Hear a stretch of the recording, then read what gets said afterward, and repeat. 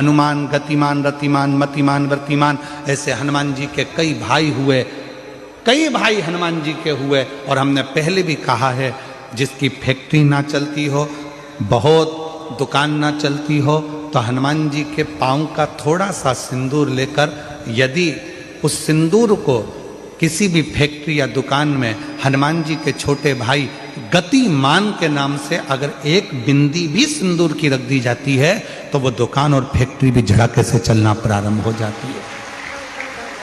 गतिमान हनुमान जी के छोटे भाई, एक हनुमान जी के छोटे भाई हैं मतिमान।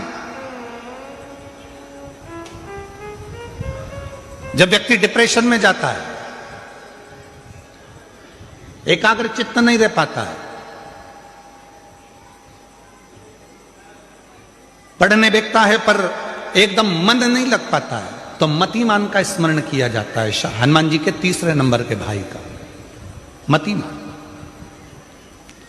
और कहते हैं एक दुर्वा यदि मतिमान के नाम से शंकर भगवान की शिवलिंग पर चढ़ा दी जाए और उसी दुर्वा को वापिस लेकर आया जाए, अंधेरा होने से पहले, सूर्य अस्त होने के पहले, शाम के प्रदोष के पहले यदि उस दुर्वा को उस व्यक्ति को चबा चबा कर खिला दो, तो डिप्रेस हो रहा है, डिप्रेशन में है, चिंता में है, टेंशन में है और उसका विवेक काम नहीं कर रहा, बुद्धि स्थिर नहीं हो पा रही है या पढ़ने में मन नहीं लग पा रहा है, तो उसको आप एक दुर्वा मतिमान, हनुमान जी के तीसरे नंबर के भाई मतिमान के नाम से अगर खिला देते हैं, तो उसकी बुद्धि केंद्रित होना प्रारंभ हो जाती है और वो डिप्रेस से हटना प्रारंभ हो जाता है, मन स्थिर होने लगता है। मतिमान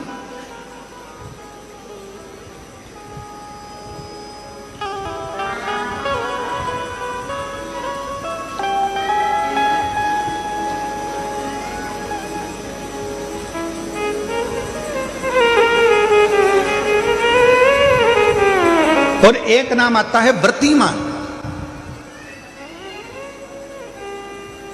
इसका प्रैक्टिकल तुम अभी यहीं से कर लेना, ठीक है?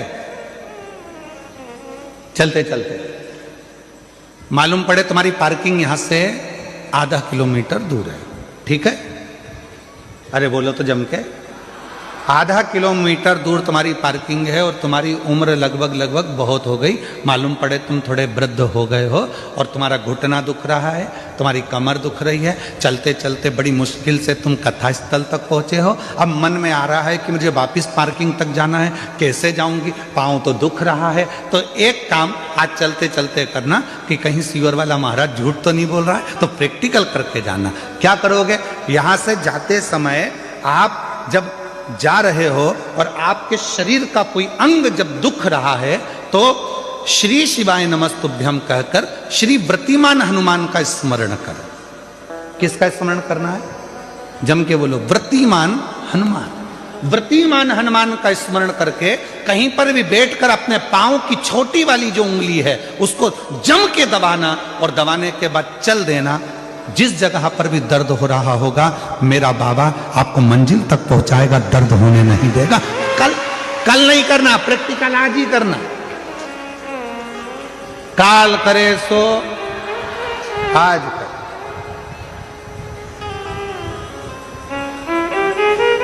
व्रतिमान आज करेंगे गुरुजी, 3 महीने में फर्क दिखेगा। तुम तो आज की आज का बताओ ना कि आज की आज में फल कैसे मिले। तुम बिल्कुल तैयारी में बैठो।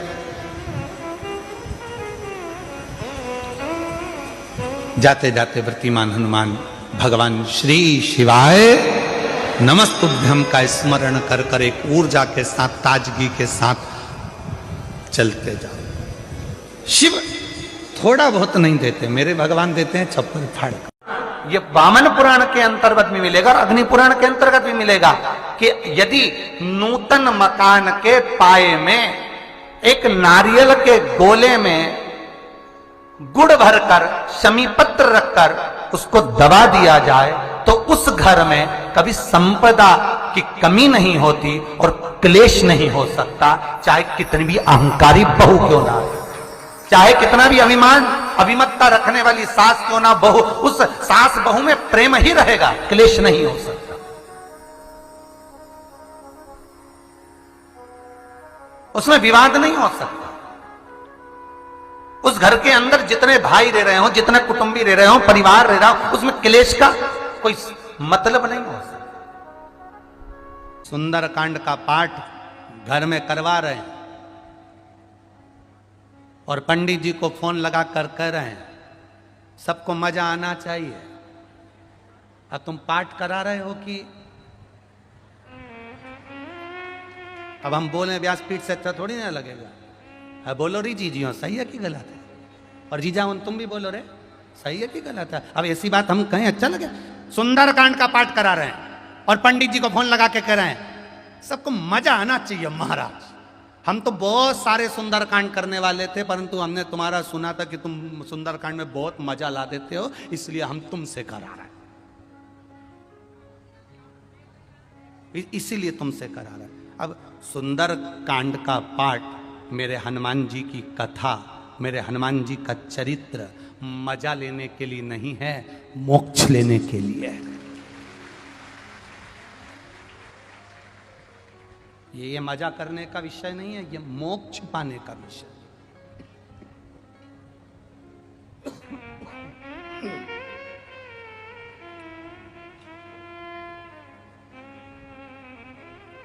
जितने लोग सुंदरकांड में आकर बैठते हैं उन्हें चौपाई से कोई मतलब नहीं होता।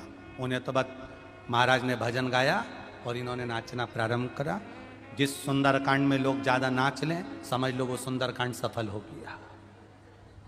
नहीं, शिव महापुराण की कथा कहती है भगवान शंकर का एक अंश अवतार है मेरे श्री हनुमान जी महाराज। जब आप हनुमान जी के नाम का उच्चारण करें, जब आप हनुमान जी के नाम की भक्ति करें, तब जैसे हनुमान के हृदय में राम निरंतर दौड़ते रहते हैं, उस समय पर आपके भीतर राम नाम दौड़ना चाहिए। तो समझो कि हनुमान की भक्ति प्राप्त हो,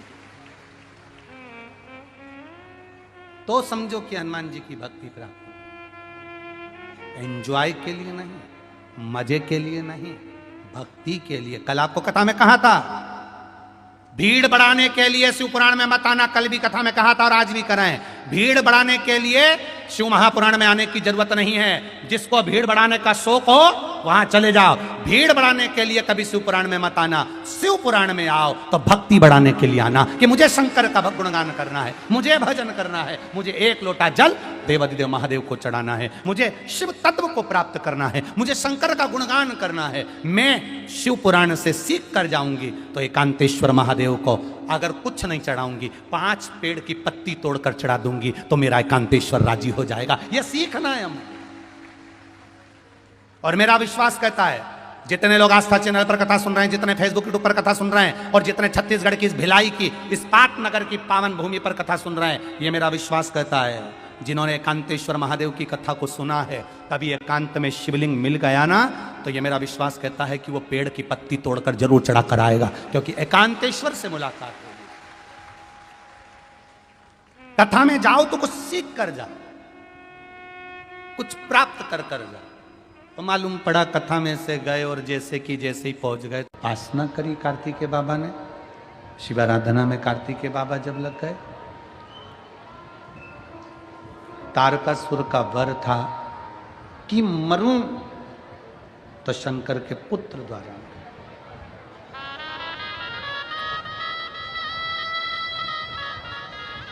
कभी अगर मौका लगे, जैसे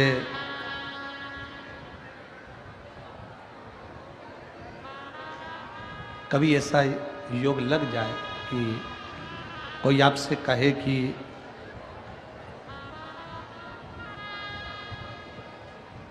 आपके शरीर में बहुत भारी कोई रोग हो गया और बहुत बड़ा रोग है, बहुत रोग, और शरीर में बहुत बड़ा रोग हो गया हो और वो रोग समाप्त नहीं हो रहा, वो रोग समाप्ति की ओर जा ही नहीं रहा, रोग समाप्त हो ही नहीं रहा, तो एकांची नारियल लीजिए। श्रीफल, नारियल देखा है सब लोगों ने? श्रीफल जो होता है, नारियल जो होता है, पानी पीने वाला नारियल नहीं, जो भगवान को चढ़ता है उस नारियल की बात। एकांक्षी नारियल, एकांक्षी नारियल से मतलब है कि नारियल में जो जटा होती है उस जटा के स्थान पर 3 नेत्र होते हैं। किसी किसी नारियल में 2 नेत्र होते हैं, किसी में 3 नेत्र होते हैं, किसी में 2 नेत्र होते हैं, किसी में 3 नेत्र होते हैं। तो 3 नेत्र वाला नहीं, 2 नेत्र वाला नहीं, कभी अगर मिल जाए भूलवश तुम्हारे हाथ में आ जाए, एकांक्षी नारियल।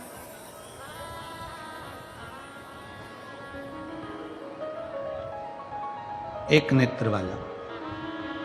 पहले बताओ देखा है कि नहीं देखा, पहले ये तो बोलो कि नारियल के पीछे 3 आंखें दिखती हैं, 3 आंखें, किसी में 2 आंखें नजर आती हैं। उसी तरह एक एकांक्षी नारियल, एक नेत्र वाला।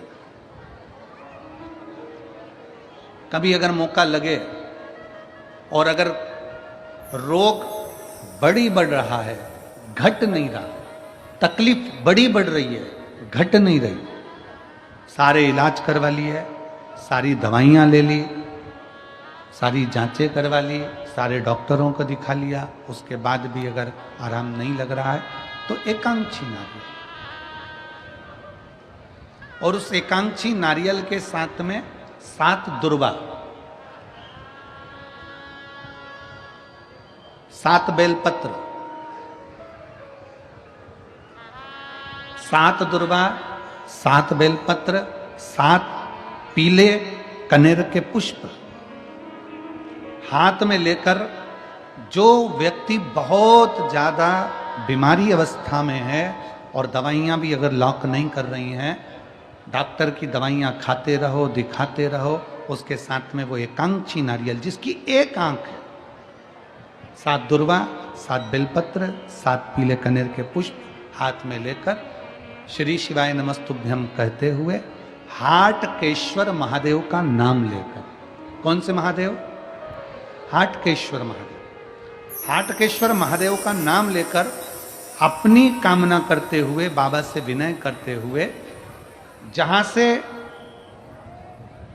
जैसे ये शिवलिंग है, ये जलाधारी है, ये जलाधारी से जल बह रहा है, ये जल बहकर जहां से जाता है, ये जल बहने के स्थान जहां तक है, उसके बीच में कहीं पर भी, जहां जल बह रहा है ना, ये पानी बहकर जहां जा रहा है, उस स्थान पर कहीं पर भी, वो जल बहकर जहां से जा रहा है जमीन पर, उस स्थान पर कहीं पर भी उस नारियल को, एकांक्षी नारियल, 3 आंख वाला नहीं, 2 आंख वाला नहीं, एक नेत्र वाला एकांक्षी नारियल, सफेद पीला कनेर, 7 बेलपत्र, 7 दुर्वा के साथ में उसको रख दीजिए और 1 लोटा जल देवाधिदेव महादेव को दक्षिण के भाग में खड़े होकर, उत्तर की ओर मुख कर कर, यहाँ बैठकर या खड़े होकर इस भाग में उधर की ओर देखते हुए जल समर्पित कर दीजिए। उसमें से 1 बेलपत्र, 1 दुर्वा उठाकर लिया, उसी में से 1 कनेर का पुष्प अशोक सुंदरी वाली जगह पर समर्पित कर दो। दुर्वा सुबह के समय पर खाना है, बेलपत्री दोपहर के समय पर खाना है। उसके बाद में 15 दिन 8 दिन बाद फिर वापस जांच कराओ, आपके रोग में आराम मिलना प्रारंभ हो जाएगा, शिव उसको ठीक करना प्रारंभ कर। एकांक्षी नारियल। अजब। कुंदकेश्वर अर्थात गणेश जी के हाथ में जो कुंदुक होता है, उस कुंदुक, जो गणेश जी के हाथ में कुंदुक होता है, 7 दुर्वा।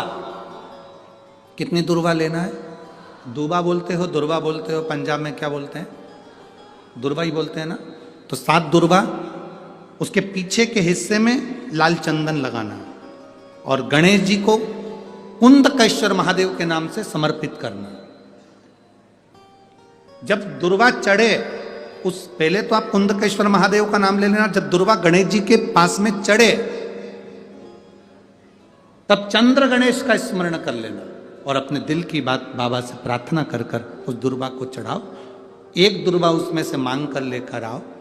जिस दुर्वा को जब मांग कर लेकर आओ तो वो, जो व्यक्ति नशे में धुत रहता है या गलत काम में धुत रहता है, उसको वो दुर्वा सुबह खाली पेट 1 दुर्वा उसको खाने को दो। नहीं खाए तो उसको कोई भोजन आदि के साथ में उसको दो। उसका नशा धीरे धीरे धीरे धीरे वो छोड़ देगा और श्रेष्ठ बन जाएगा। श्रेष्ठ। कुंदकेश्वर महादेव या कुंदुक का प्रहार, कुंदुक 2-3 जगह पर काम करता है कुंदुक का।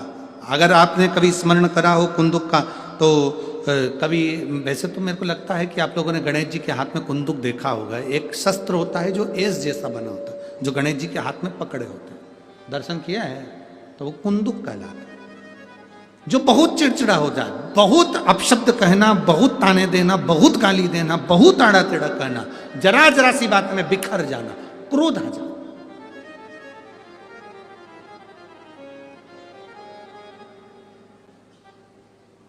श्वेत पुष्प, सफेद पुष्प बेलपत्री के साथ जब देवाधिदेव महादेव के ऊपर समर्पित करा जाता है, थोड़ी देर चढ़े रहने के बाद बेलपत्र और श्वेत पुष्प में से सफेद पुष्प उठाकर बेलपत्री के वृक्ष के नीचे समर्पित कर दिया जाता है, जो शिवलिंग पे चढ़ाया गया, और उसका एक श्वेत पुष्प उठाकर शिव का चढ़ा हुआ बेलपत्री के वृक्ष के नीचे समर्पित कर दिया जाता है। वहां की मिट्टी को उठाकर अपने घर के द्वार का स्पर्श करा दिया जाता है, तो क्रोध करने वाला व्यक्ति, चिड़चिड़ करने वाला व्यक्ति कुंदकेश्वर महादेव का नाम लेकर जब वो रज लगाई जाती है, मिट्टी लगाई जाती है, तो वो धीरे धीरे क्रोध करना बंद कर देता है। घर में पूरे शांति और आनंद की अनुभूति होने लगती है। ये कुंदकेश्वर है, ये साधारण नहीं है कुंदकेश्वर। माता पार्वती ने कुंदुक उठाकर प्रहार करा, और जैसे ही माता पार्वती ने कुंदुक उठाकर प्रहार करा, प्रहार करते से विदल उत्पल के ऊपर, प्रहार करते से विदल उत्पल के प्राण चले जाते हैं, और वो कुंदुक भगवान शंकर के चरणों में जाकर गिर जाता। जब शिवजी के चरणों में कुंदुक जाकर गिरा, तब शंकर भगवान के चरणों में माता पार्वती जी ने जाकर देखा तो उनके चरणों में चोट लगी हुई थी, क्षमा मांगी, चरणों में गिर गई मां। और शिव जी ने कहा, पार्वती तुम दुख ना मनाओ, तुम्हारे कुंदुक का मेरे चरणों में गिरना, मेरा नाम आज से कुंदकेश्वर होगा। पार्वती, मेरे चरणों में कुंदुक का प्रहार हुआ और मेरा नाम कुंदकेश्वर हुआ। आज के बाद मृत्यु लोक में रहने वाला व्यक्ति, उसके शरीर में अगर कोई रोग, कोई दुख व्यापेगा और वो मेरे कुंदकेश्वर की कथा को पूरी सुन लेगा या कुंदकेश्वर के नाम का उच्चारण कर लेगा, तो उसके दुख का, उसके शरीर के रोग का मैं निवारण कर दूंगा। वो कुंदकेश्वर महादेव है। बोल कुंदकेश्वर महादेव की। वो कुंदकेश्वर महादेव, कुंदुक का नाम रखकर कुंदकेश्वर। आपसे निवेदन, कभी आपको लगे कि दवाई औषधि काम नहीं कर रही, आप कुंदकेश्वर का नाम